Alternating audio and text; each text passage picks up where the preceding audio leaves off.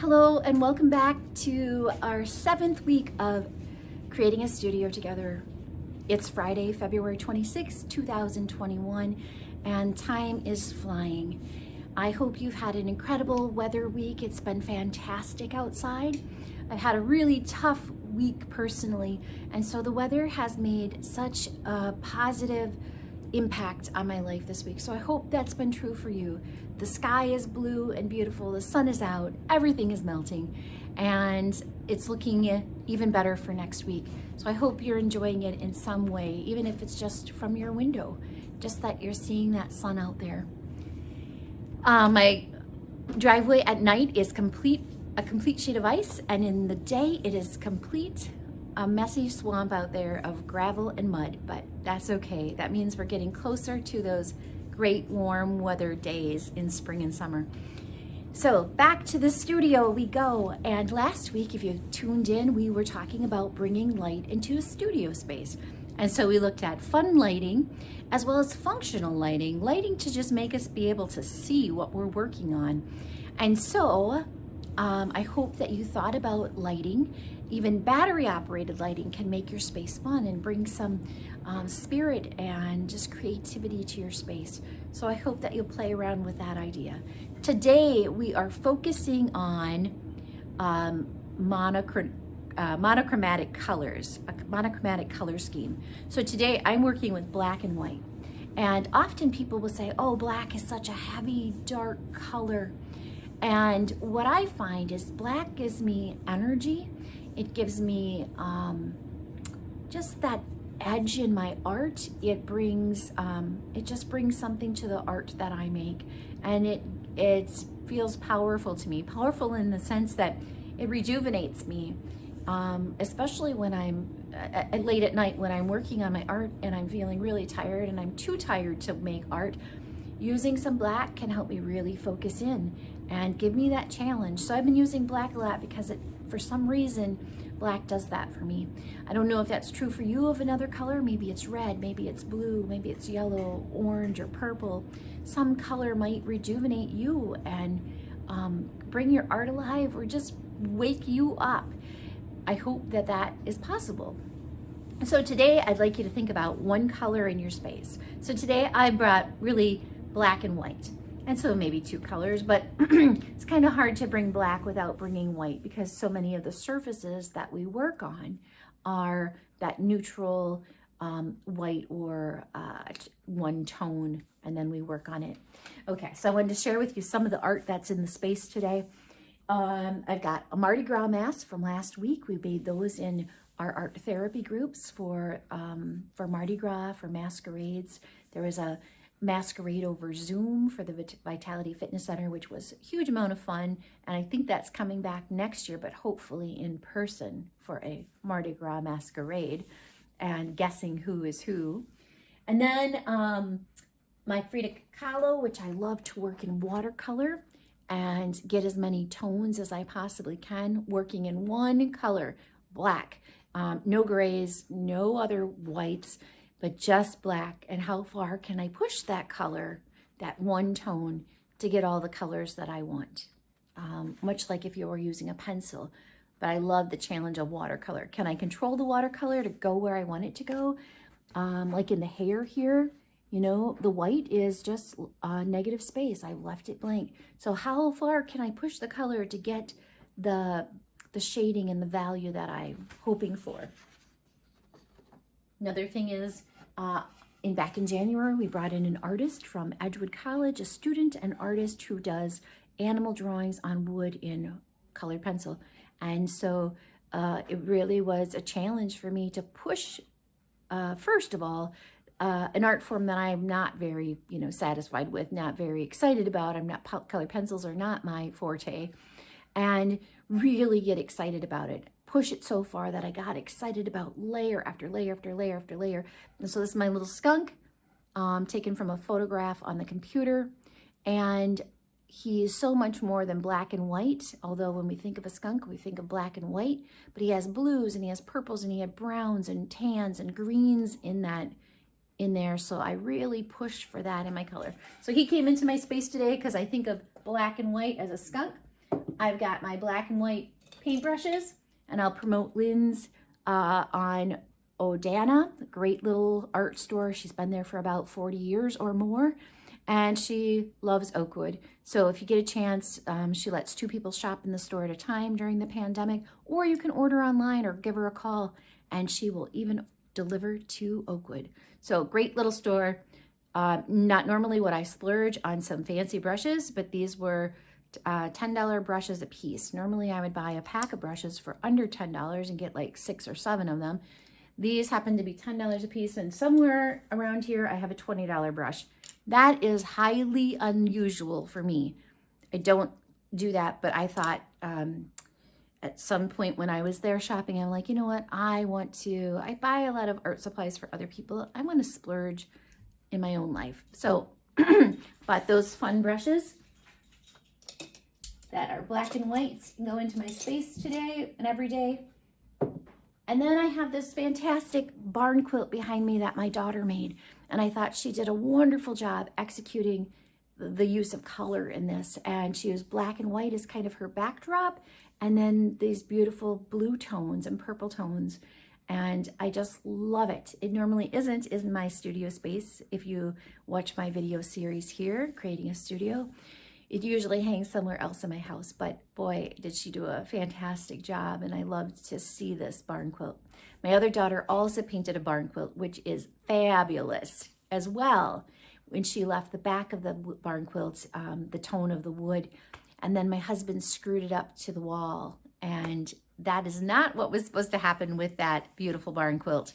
And so one day when he's not around, we're gonna take it down and we're gonna do what was rightfully meant with that barn quilt, not up touching the ceiling in his workout space. That's not where we wanted to celebrate that barn quilt. So today too is about celebrating the things that you love, bringing into your space. I say that every week. Bring into your space the things that you love. And I have an uncle who just built a new house. No basement in it. It's built on a concrete slab. It's beautiful. It's so beautiful. And he was so intentional about it that he thought about aging when he made it. Aging and living intentionally. So he thought about not being the age he is today. He thought about being 60 and 70 and 80 and maybe even getting to 90. What would he need as he aged? So he didn't build a house for a young person. He wanted no steps in it, not even a transition, much of a transition from garage to house or outside to inside. And he thought about all of those things, no overhead cupboards, because he knew that one day reaching up to get something out of the cupboard would be, maybe impossible or maybe very difficult. So he really thought about that. Not only did he do that, he thought about intentionally about what goes into his space. He doesn't have a gigantic space. It's 1,500 square feet and every foot counts. So everything in that space is lovely and beautiful because it has meaning. Every photo on the wall, every piece of art that he's put up, it has meaning behind it because he chose it to stay in that space. He and his wife chose those things to stay in that space because he didn't want to have things in his life that didn't have meaning anymore. And he says, if things are kept in a box, why keep them? Either get them out or get rid of them. If you can't enjoy the things you have in your life, why hold on to them? So I'm working really hard on being intentional about that. And I wish he'd come organize my life, but he's not. And I'm working hard on that. And it's so much easier said than done. But I'd like to be able to do that because I find that not the things around me bring me joy. I have so much clutter and so much stuff, so much paperwork. It doesn't bring me joy. It just holds me down, keeps me in on a Saturday because now I have to sort through paperwork and do more cleaning. But what I want to do is bring the things that inspire me into my space. Now, the things I have don't bring me happiness, but they can bring me joy and make my life richer and make my life more colorful. So I'm trying to think about that as I create my spaces. What things bring me joy? What art brings me joy? What art that I want to make will bring me joy? I don't want to be frustrated when I make art. I want to be challenged, but I don't want to be frustrated. So I challenge you to do the same. Bring the things into your life and into your space and into your heart, the people, the things, the memories, the moments that bring you great, deep joy. Okay, let's let that be a challenge for all of us. So today I want to create a quick piece of art, and I'm going to do it in that monochromatic color scheme of using black. And what I want to do is, I've noticed that in contemporary art today, a lot of art is just big fancy brush strokes that are quick and expressive as well as abstract. And the days of realism seem to be kind of going to the wayside, at least in contemporary spaces. And I hope that's not true. I guess it's all what we're drawn to. So today though, I'm making a big contemporary piece of art. It's going to take me 30 seconds. I'm going to do it in front of you, and then it's going to go into my space for the week, here into my monochromatic space. So I poured some black acrylic paint into my little palette here. I'm going to use the biggest brush I have. Nice brush there. And you can see my black even has a little of a blue tone to it. I am going to hold my painting like this, and I am just going to, I didn't really want to have an S-like shape, but okay.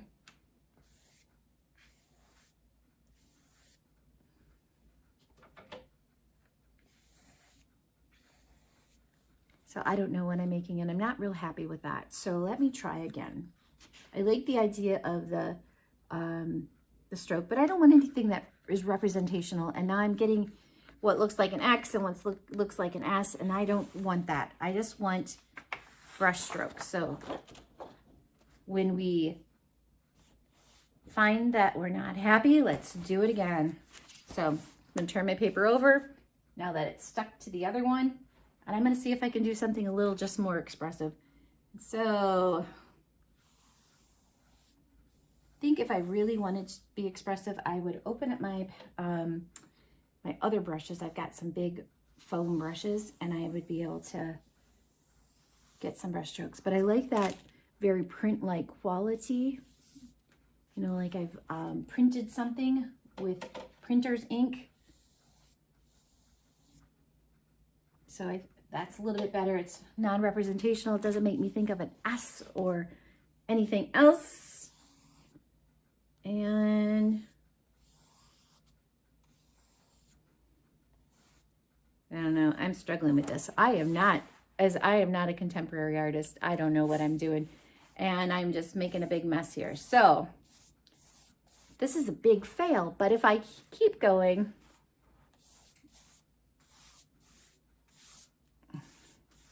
I might get somewhere. And I guess the only way we know if we're going to fail or succeed is to keep on going. So there is what I have so far. What I was hoping for is just maybe one big brush stroke. I'm going to try it again. Flip it over to another side, and see if I can just get one.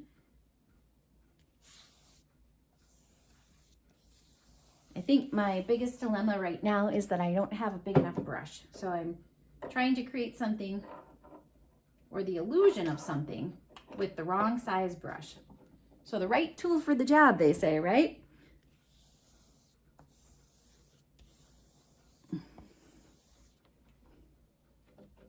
So I guess I really like realism a little bit better. I like images that tell a story. And I wouldn't necessarily hang something like this in my space. Some people do love that. If you see a commercial on TV, or if you see a show on TV, you'll often see art hanging in a living room or in a public space that might be big brush strokes and bold brush strokes like that. So the whole point of today showing you this is that with very little time and very little supplies, you can create something that is expressive. Ooh, that kind of reminds me of a superhero, like Iron Man, flying up into the sky. So maybe that would work for my space today. So I encourage you to do the same. Experiment, play around with color, play around with that monochromatic scheme in your own space, and see if you can come up with something that really works for you. Try the black, try the white, see what happens. And then bring in another color, all your own. Okay? Have a great day. I will see you next week. Enjoy this fabulous weather and get making art.